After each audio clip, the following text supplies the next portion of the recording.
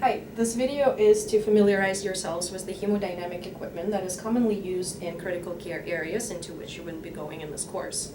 The hemodynamic equipment setup will look something like this. Here we have a setup for a central venous line. We have a pulmonary artery catheter and we have an arterial line.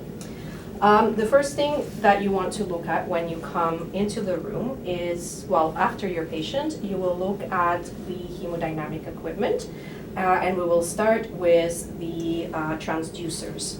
As you see, there are 3 different transducers here. Each of these units is one transducer, and when we're measuring any hemodynamic values, each measurement requires its own transducer.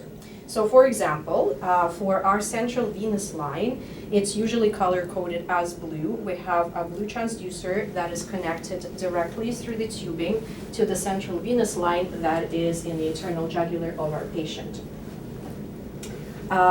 For the arterial line, it's usually color-coded as red. It goes all the way into an arterial, into a radial artery of our patient.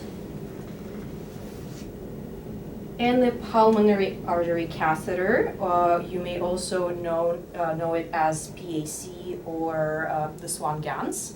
It's usually color-coded as yellow, and it will be connected to your Swan-Ganz catheter that will go all the way into the pulmonary artery. It is currently not connected to our patient, but you can see it here. We will go through that later.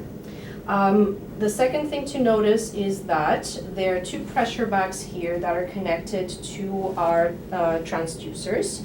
Normally, these pressure bags will contain a bag of normal saline that is 500 milliliters. For the purposes of this demonstration, we actually have bags of 1 liter. So the pressure bags are inflated all the way to 300 kilopascals. So if you zoom in on this, you will see that this bag is underinflated. So I will bring it all the way back up to 300. So, and this is one of the nursing cares that you will be doing for your patient when you take care of a patient with hemodynamic equipment. This bag is also underinflated, so we will inflate it back up to 300 kilopascals. The pressure bags are all connected to your transducers. In this case, we have 1 pressure bag that is connected to all 3. If you only have 1 central line or 1 PAC, you may have a pressure bag with the nest connected to just 1 transducer. In this case, we have a triple connector. So as you see, this is open so that the fluid can freely flow into our transducers and then into the pressure lines towards where the catheter is sitting in the patient.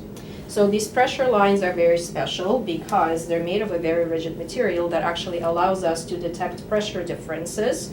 For example, for a central venous line that sits in the superior vena cava, we can sense the pressure difference between the blood in the superior vena cava and the atmospheric pressure. That is why this tubing looks very different. It's transparent and it's very rigid to touch. So please be sure to touch these to see how they feel different from regular NS tubing.